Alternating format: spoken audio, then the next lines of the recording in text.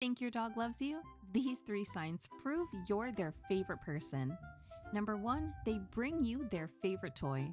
Dogs don't just share toys with anyone. If your dog brings you their prized squeaky toy, they're sharing something valuable with someone they trust. Number 2, they check on you throughout the day. Ever notice your dog randomly walking over just to look at you? That's their way of making sure their favorite human is okay.